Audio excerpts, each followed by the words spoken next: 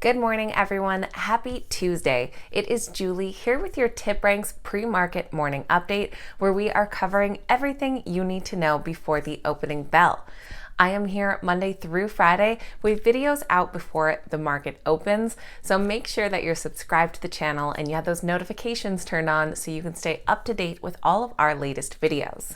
This morning, we are taking a look at exciting stock market news, this morning's biggest gainers and losers, plus notable earnings reports. So here we go, starting off with stock market news. Global stocks are trading lower today, and the U.S. is set to follow. U.S. futures are currently in the red, with Dow futures and S&P 500 futures both down around 0.4%, NASDAQ futures down just 0.05%. Later on today, Fed Chair Jerome Powell and Treasury Secretary Janet Yellen are set to testify before the House Financial Services Committee. In vaccine news, after hearing promising U.S. trial results for the AstraZeneca vaccine, U.S. regulators are now concerned that there may have been presented some outdated data, which will likely lead to the delay of it being approved in the U.S. Hearing from ORCL this morning, they announced the pricing of their sale of their $15 billion worth of investment-grade notes. The company stated that the notes would be issued in 6 tranches of different maturities carrying different interest rates. They intend to use the net proceeds from the offerings for general corporate purposes, including repayment of debt, fund acquisitions, dividend payments, and share repurchases. Earlier this month, ORCL did deliver better than expected third quarter results as their adjusted earnings per share of $1.16 easily surpassed street estimates. However, their revenue growth rate and outlook failed to impress.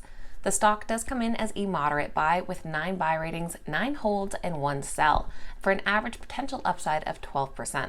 We also have Kalira, a mobile communications service provider, who has signed a new agreement with Visa to enhance digital payments across the Latin America and Caribbean region. Per the terms of the contract, K-Lab, the innovation lab of Kalira, will act as a communication solutions provider for Visa partners and will resolve all digital communication issues prevalent across the industry. Notably, issues to be resolved include streamlining KYC, reminders of reward benefits, and prior intimation through messages to avoid transaction declines. The Kalira stock does currently come in as a strong buy, with an average price target that would represent about an 85% potential upside. Next, we have Banc of California, who has announced the acquisition of Pacific Mercantile Bank for an all-stock consideration of $235 million or $9.77 per share. Banc of California President and CEO Jared Wolff said that Pacific Mercantile is a strong strategic fit for Banc of California. Their size, business focus, and deposit profile perfectly align with our existing operations and will accelerate our growth and operating scale in key markets. Banc of California stock comes in as a moderate buy based on 3 buys and 2 holds and an upside potential of about 4%. Announcing a share repurchase program of up to 3 million shares is the company Daseke, who is the largest flatbed specialized transportation and logistics solutions company in North America. Recently, Daseke refinanced its existing $484 million term loan with a new $400 million term loan and cash in hand. Their CFO, Jason Bates, commented, "With the recent refinancing transaction now complete, the company is in a strong position to utilize excess cash to opportunistically repurchase public shares. We will maintain a disciplined and balanced approach to capital allocation over the long term, with a key focus on value creation." With just 2 analyst ratings, the stock does come in as a moderate buy with about a 24% potential upside. Next, we have SeaSpine, who has entered into an agreement to acquire privately held 7D Surgical.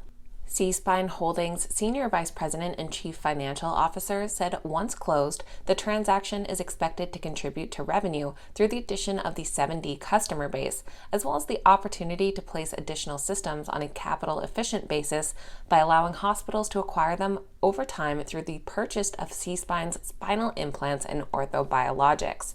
Subject to customary closing conditions, this transaction is expected to close in the second quarter. SeaSpine Holdings does come in as a strong buy based on 5 analyst ratings and has an upside potential of about 38%.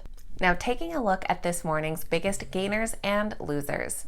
Starting off with our biggest gainer this bar, Viant Tech Biopharma. Trading under the ticker BNTC, they are currently up 143% in the pre-market so far. We also have Sanchez Midstream Partners LP under SNMP, currently up 134%, and Plus Therapeutics under PSTV, currently up 44%. Our biggest losers this morning include Frequency Therapeutics. Under the ticker FERQ, they're currently down about 72%, followed by Windtree Therapeutics under WINT, who are currently down 24%, and Anixa Biosciences under ANIX, down about 23% in the pre-market. Now taking a look at some notable earnings reports. Starting out with RAVN, whose shares dropped in the extended trading hours as the agricultural company reported lower than expected fourth quarter results.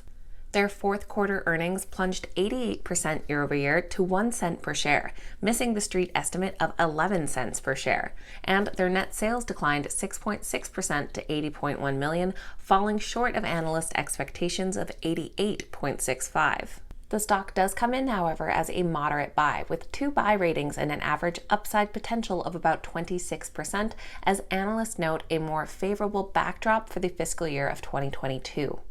We also heard from BioLife Solutions, who reported better than expected results for their fourth quarter and also provided fiscal year 2021 revenue outlook that fared better than analyst expectations.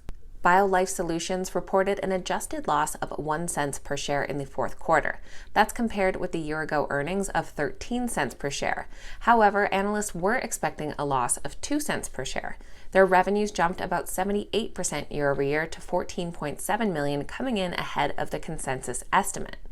As for 2021, the company expects to generate revenues in the range of 101 to 110 million, implying year-over-year growth of 110% to 129%. The stock does come in as a strong buy, with several analysts reiterating or upgrading their buy targets just today. The average upside potential is about 41%. And lastly, we have Viant Technology, who forecasted better than expected sales for the first quarter and full year of 2021 after results topped analyst expectations for the fourth quarter in 2020. However, shares of the advertising software company are down over 8% in the pre-market after closing over 14% higher yesterday. Their fourth quarter earnings of $12.86 per share were down 43% year over year, but did comfortably beat analyst expectations. Their revenue of $56.5 million outpaced the street's estimates as well. Viant Technology comes in as a moderate buy based on 2 buy ratings and 3 holds. Currently, there is a downside of about 4% on the average, but price targets reiterated today and yesterday do show a modest upside. Earnings expected in the after hours today include Adobe, the At Home Group, and the Reddit favorite GameStop. So that is Tuesday's pre-market morning update, getting you up to speed with everything you need to know before the opening bell. Another great way to stay up to date with market news is to check out the TipRanks Twitter. Link will be down below in the description. As I said before, I am here Monday through Friday with videos out before the market opens, so make sure that you're subscribed to the channel. Thank you guys so much for watching, and we will see you back here next time.